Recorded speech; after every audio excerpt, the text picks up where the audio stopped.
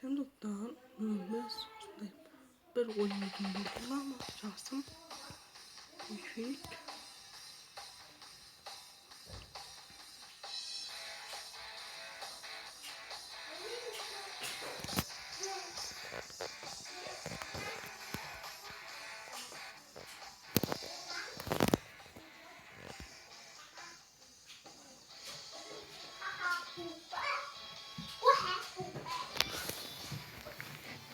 Bugün dostlar bir ana oyunum buldular mısın?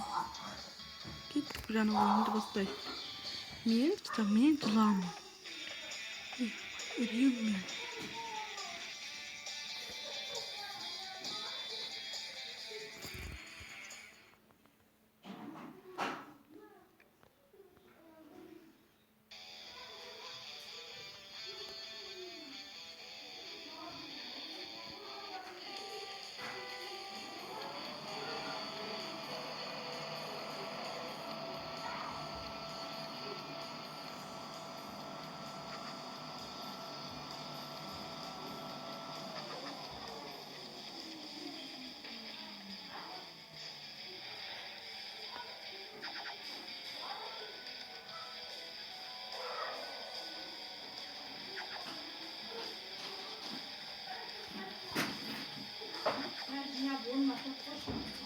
Şöyle bismillah.